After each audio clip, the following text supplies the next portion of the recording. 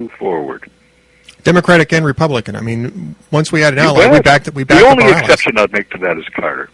Well, Carter yeah. abandoned people. He abandoned Romero of El Salvador, Somoza of Nicaragua, the Shah of Iran. He abandoned Taiwan for the People's Republic of China.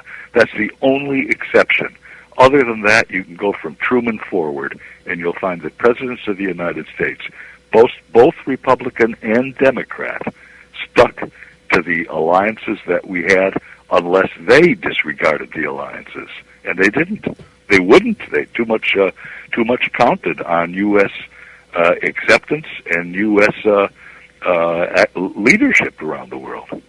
Let's go back to Libya, because that is an interesting. Okay. It's an interesting situation. I'm curious as to your take on it. I don't think anybody could say that Muammar Gaddafi was a friend of the United States, or He was not. or anybody else in particular. However, after 2003, specifically after we captured Saddam Hussein in a spider hole in Iraq, so late 2003, Right. early 2004, he was cooperating with the United States, as much as we could put pressure on him to do so. We ended up going to war. I mean, there's no other way to put it. We were bombing Tripoli, so we went to war against Libya, against the Gaddafi regime. That regime fell because of the NATO bombardment plus the rebellion. What's going on in Libya right now? And are we looking at a situation that's worse than Gaddafi? It might be. I think that we did. Let me tell you where I think we did the right thing and the wrong thing in Libya. I believe we did the right thing in making sure that the people of Benghazi would not be slaughtered in a massacre. That's the kind of thing that we have historically done. When dictators, as Gaddafi did, not only threatens but is killing innocent people, we come to the rescue of innocent people. And I think that was correct that we did that. But when I say we, what I think is incorrect, I think any president would have done it. But I think what any president would not have done is what has become leading from behind. You lead from in front.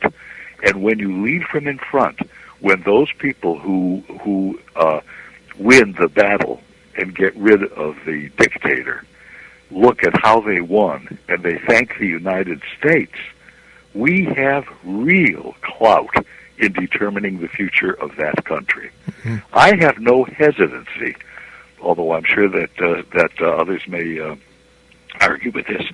I have no hesitancy in occupying after such a victory when we win, because when we do, we can determine beyond a shadow of a doubt who's going to take over. We occupied Germany, and we occupied Japan, and we wrote the Constitution of Japan. Do the Japanese or Germans regret that now? No. At the beginning, did they think that was terrific? Of course not. Right. We won the war.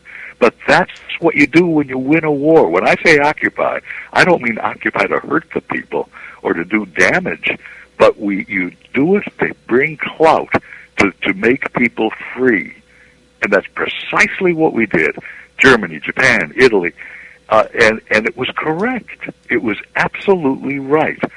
And that's how you change the world for the better.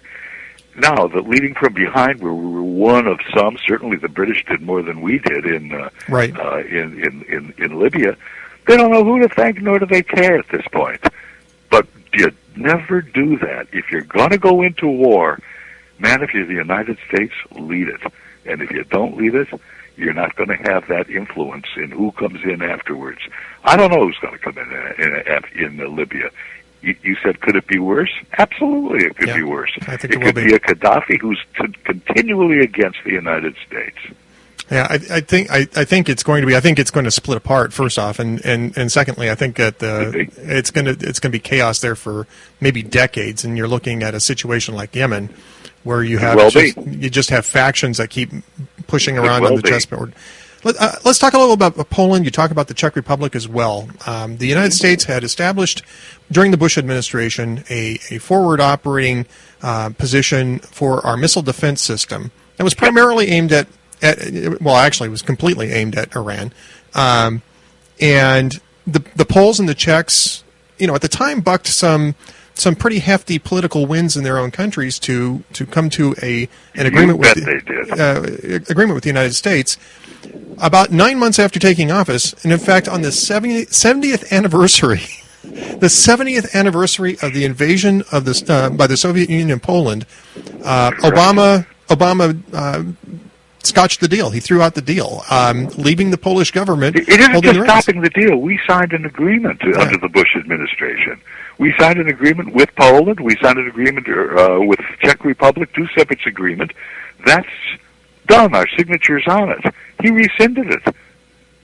So, do you think that he understood that it was the 70th anniversary of the invasion when he made that announcement? I mean, I don't think he cared. I don't think he cared either. One iota of interest.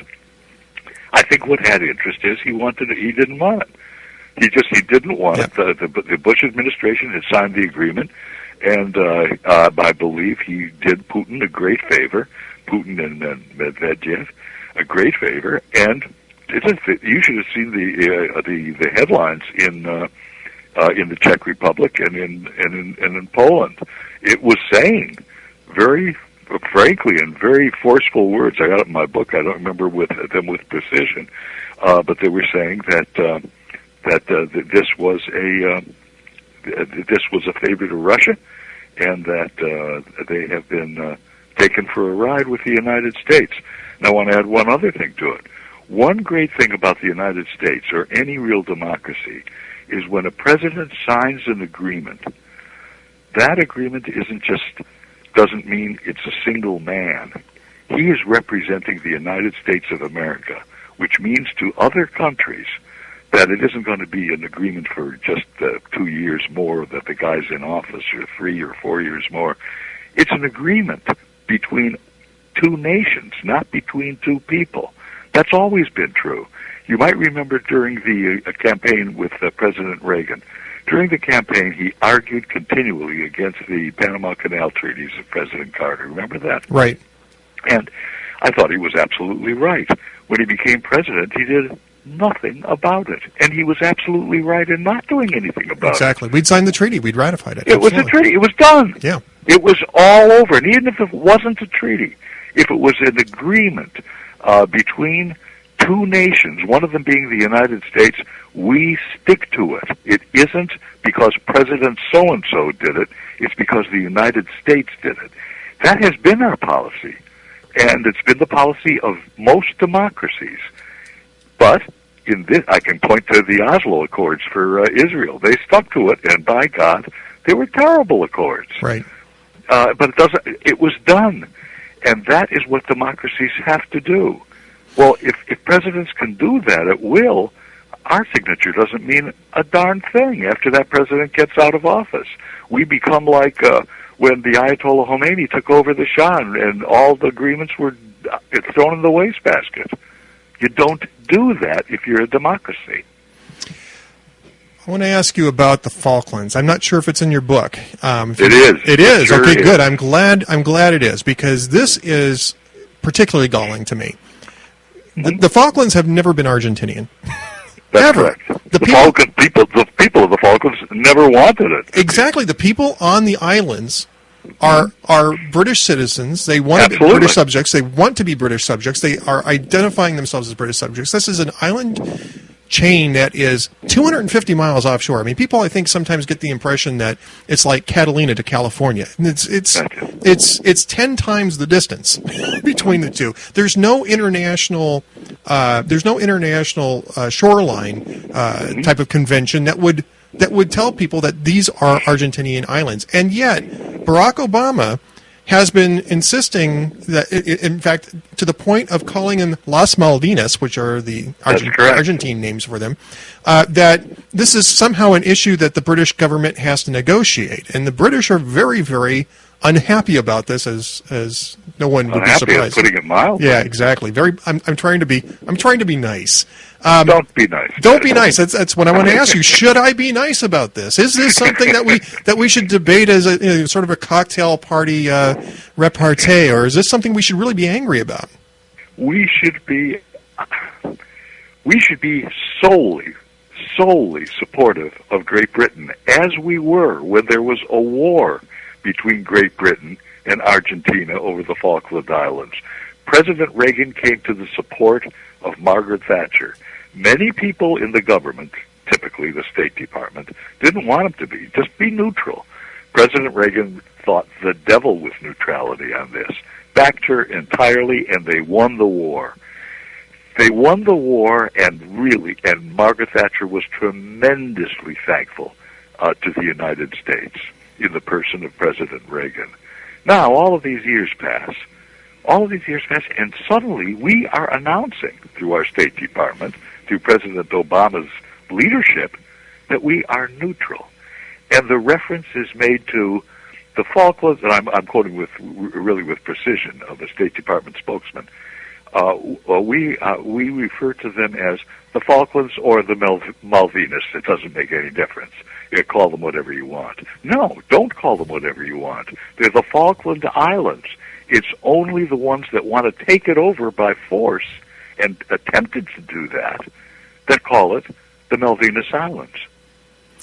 I just find this to be such an absurdity. I mean, they've been under British control, and again, self-determination is the obvious first principle here. The people who are living on that group of islands want to be part of the British Commonwealth. That is what they identify with. There isn't anybody on there who's calling for Argentinian sovereignty on those islands. What's really at stake here, though, isn't just the islands. It's the mineral rights below the islands and around the islands. There's oil to be found. Exactly. There. Oh, that's what started all this. Of course, they want the oil. Argentina wants it. They want the oil, and so this should be something that we should be, again, another reason to be supporting our British allies, the closest